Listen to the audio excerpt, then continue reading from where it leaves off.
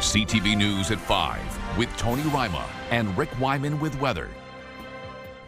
Good evening. Thanks for joining us. Tony is off. We begin tonight in the greater Sudbury community of Walden, where police are investigating a case of murder.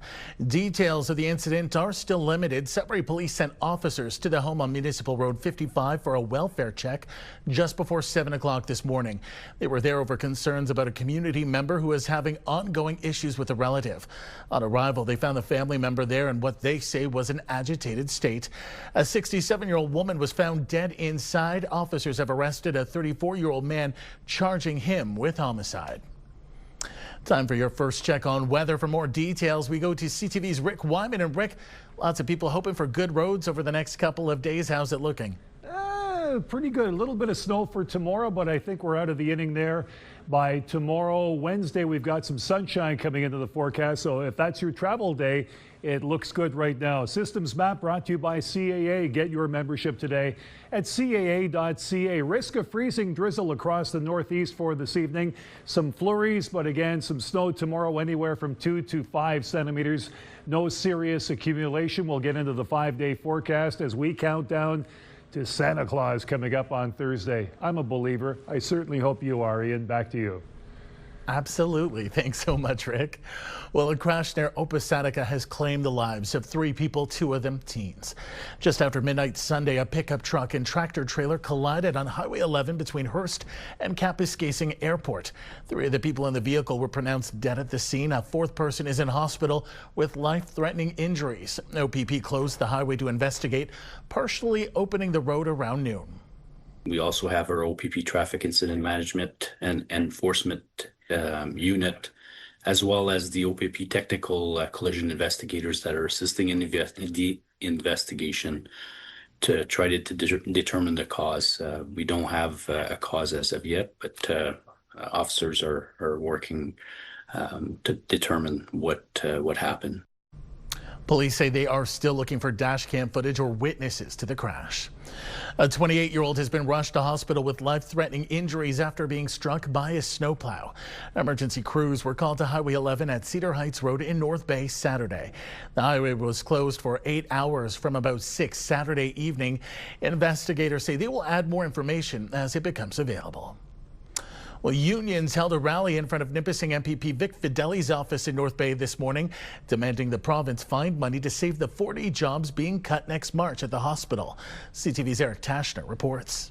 Investments, not cuts. In the spirit of giving, the union representing hospital workers leaves a present at Nipissing MPP Vic Fideli's office door, a lump of coal. Unfortunately, he's not in. Describing him as the Grinch that stole health care in North Bay. We're going to rev up the campaign in this community to press him as a senior minister in the Ford government to come through with adequate funding because the community depends on this hospital. The union places the blame for 40 hospital job cuts coming in mid-March squarely on the Ford government. Jobs affected include 13 nursing positions, registered practical nurses, PSWs, clerical staff, a pharmacy technician, and a patient food service worker. The hospital needs to find $5.6 million in savings. Cuts like this are going to hurt the people who live in their community, their neighbors. Last week, Fideli announced $15 million in hospital funding for the 2025-26 year.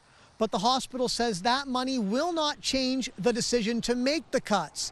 The hospital adds it will allow staff to support alternate levels of care and improve patient flow. According to the union, that money is not new and was already built in the hospital's budget. We're not buying into his smoke and mirrors. The strategy Mr. Fideli's trying to employ here is to show his constituents that he's trying to do something about health care when really he's not. On funding, Fideli says in part, since 2020, we have increased annual funding for the NBRHC by $49.3 million, a nearly 20% increase as part of our government's $91 billion investment in health care across the province. The province and hospital have maintained since October the cuts will not impact patient services at the hospital. But rally-goers who faced long wait times in the ER say the hospital is understaffed. She waited in Emerge for 5 hours before she was seen or even had a CT scan done. I couldn't believe it. The union fears cuts to the hospital will lead to an incentive to further privatize health care. Eric Tashner, CTV News, North Bay. Time for a quick break. Coming up on CTV News at 5, Rick has your full weather forecast. For now, let's go to a live shot of downtown Timmins. This shot coming from City Hall, courtesy of the city. It's looking pretty good right now. Things holding off ahead of that Christmas break, which is good news for travelers. Rick will have your full weather details coming up. Stay with us. You're watching CTV Northern Ontario.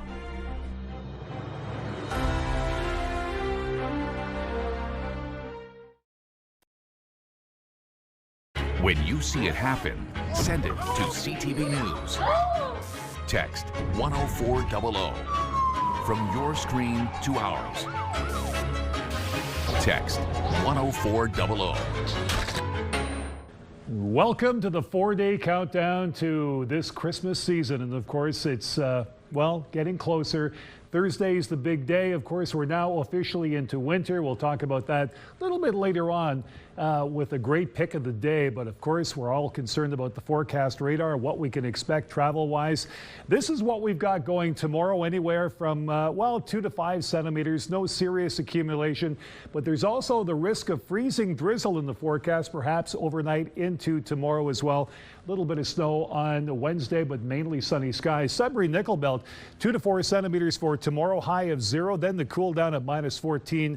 Wednesday, Thursday, looking good. Some sunshine, -7, -9. At least for now, we're holding firm on that according to Environment Canada. Then more snow on Friday at -12 and chance of flurries come Saturday at -6. So at least if you're traveling on Christmas Eve, looking pretty good. Sault Ste. Marie, Algoma, a few centimeters of snow tomorrow at 0. Chance of flurries -2. It should be okay for traveling.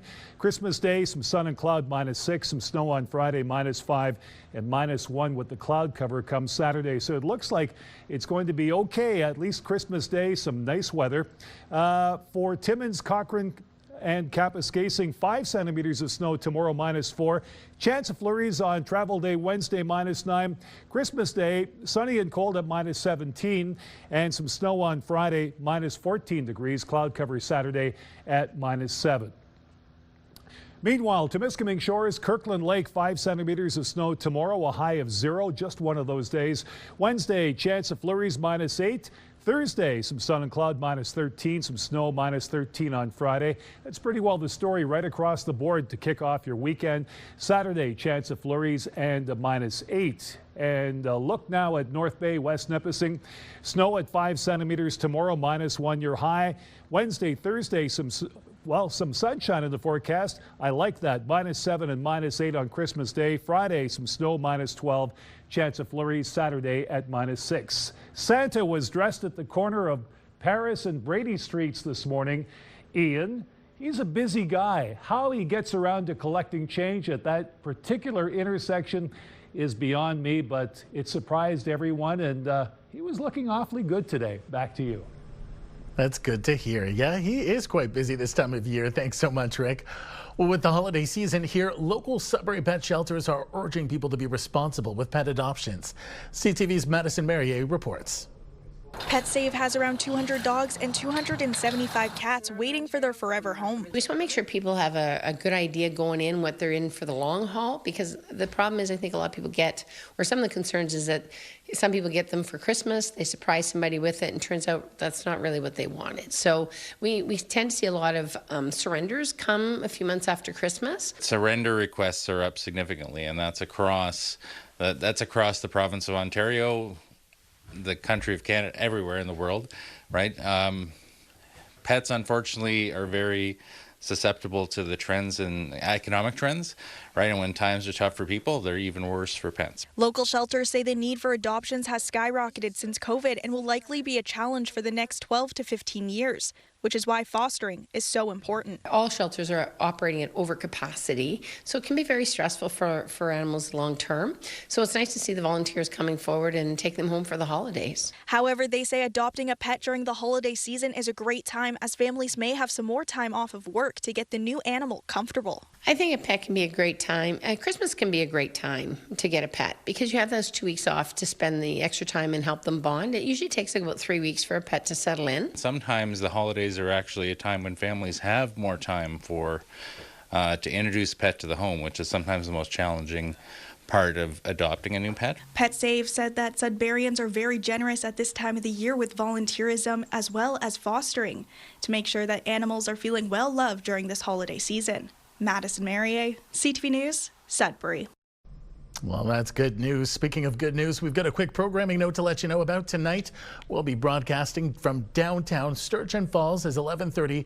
We take a look back on the year that was and some of the good news that might have left you with the warm fuzzies. It's all positive news over the course of the next few late casts to leave you with nothing but things that make you smile while you're with the loved ones or just enjoying the holidays.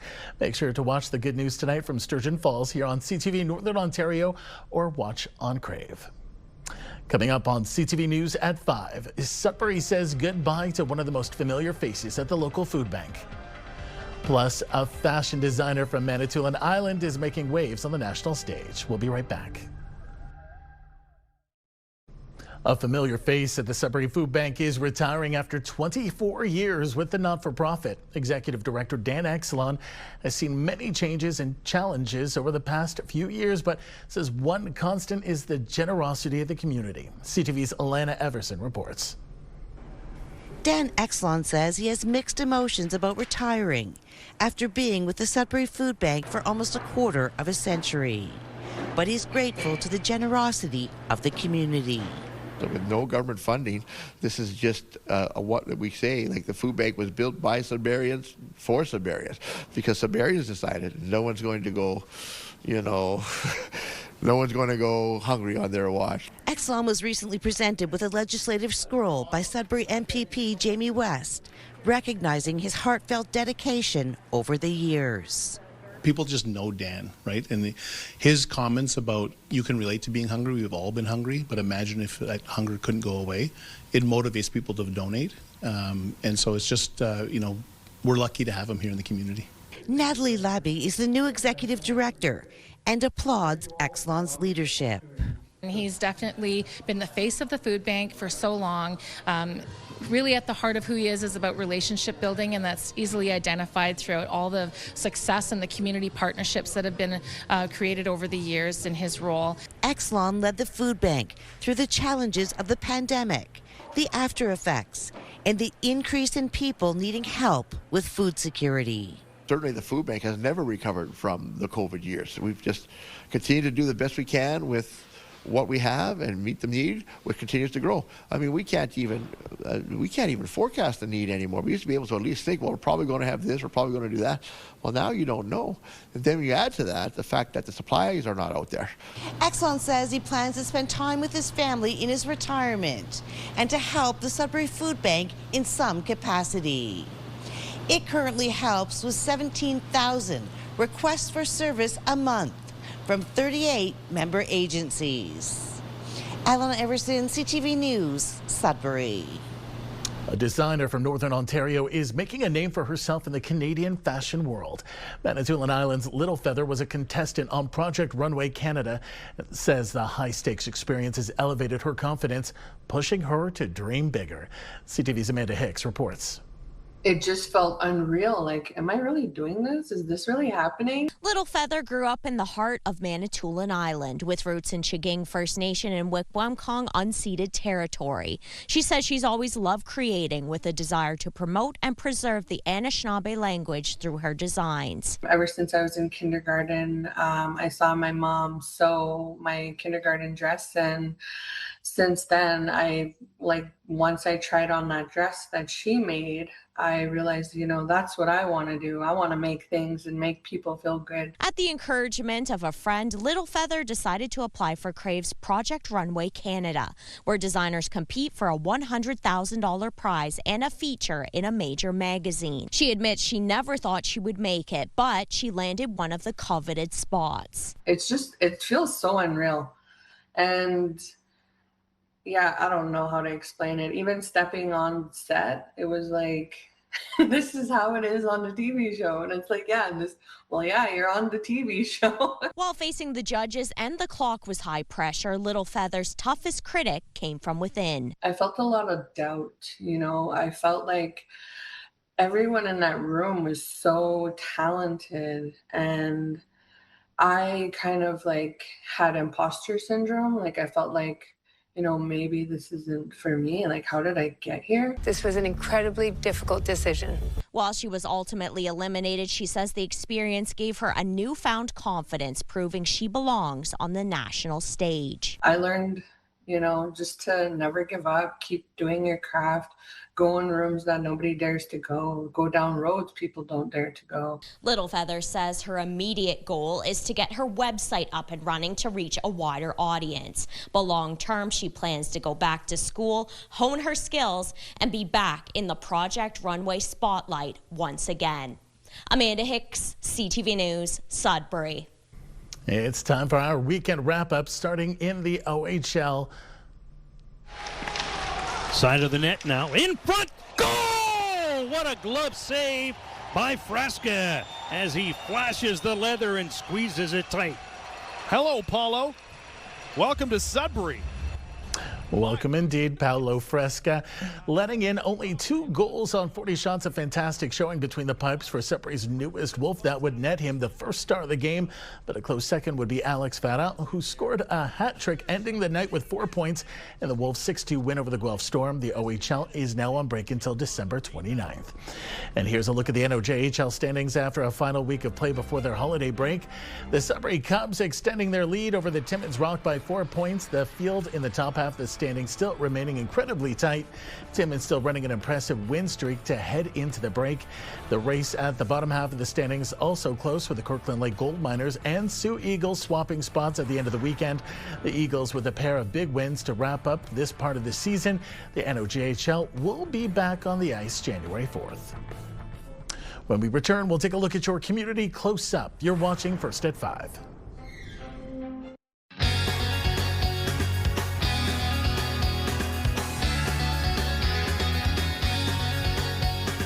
Well, Christmas time is upon us in Pure Country, and this week is sure to bring all kinds of some of your favorite country artists together, filled with holiday cheer. Of course, there is some time off for Pure Country Mornings. Coop decided, well, he's going to take some time off this week, so he left me solo, but that doesn't mean we're not going to have a good time on Pure Country Mornings. But even beyond that, Christmas Eve and Christmas Day, we're seeing some specials from some of your favorite country artists like Russell Dickerson Holiday House Party. This is going to be so much fun. That airs on Christmas Eve right here in Pure Country. Same with Christmas with the Olsons. And then Christmas Day, again, some of your favorites. We are going to have, again, some of those reruns with Christmas with the Olsons. In case you missed it, Christmas Eve, spending time with your family. Washboard Union Christmas Special. This is one that we air almost every single year on Pure Country. And yes, the 2025 edition is sure to be bigger and better than ever. Pure Country Christmas with the James Barker Band. And yes, Christmas Time with Tennille Towns. Just some of the specials you can catch on Pure Country this holiday season. Christmas Eve and Christmas Day are going to be so much fun. And don't worry, some of your best of favorites bringing you right into New Year's, those are also going to be taking place. It is going to be a big week on Pure Country, and we're looking forward to having you tag along with us. If you want to listen live, remember, you can find us 91.7 on the dial, or search us up completely free, Sudbury's Pure Country, on the iHeartRadio app.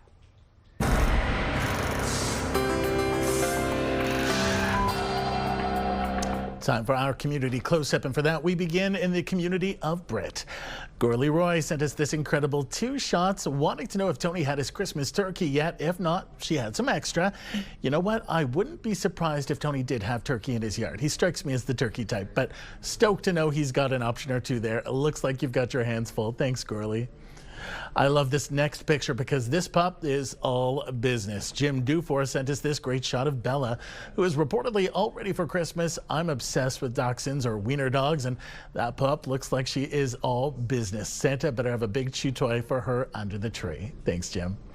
Mary Ellen in New Sudbury sent us these great shots of her pup guarding the tree. She says she sent her son and daughter-in-law a gift basket, and Gina here is super obsessed with it because she likes the crinkly papers it makes. Too cute, and what a good girl. She is just making sure it gets it to Christmas. Thanks so much, Mary Ellen.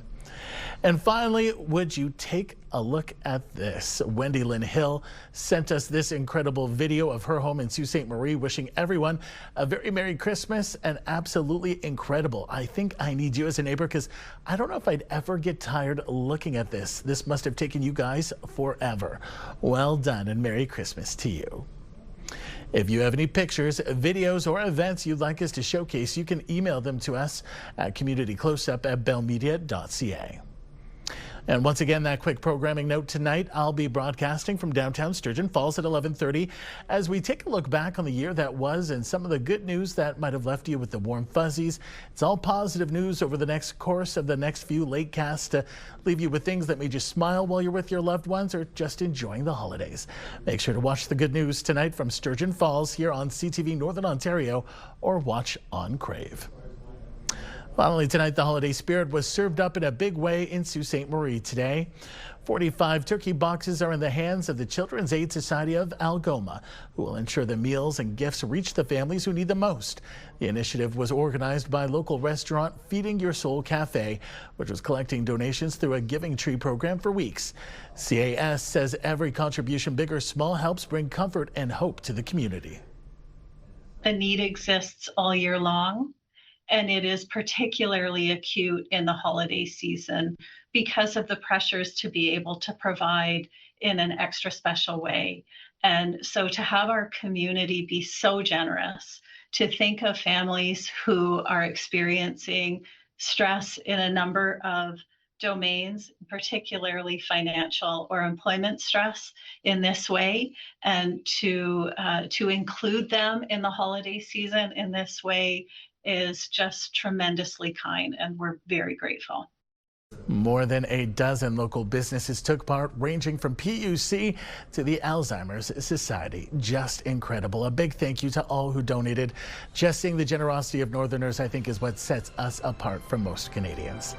There's more news for the North coming up at 6. For now, continue watching as we hand things over to CTV National News.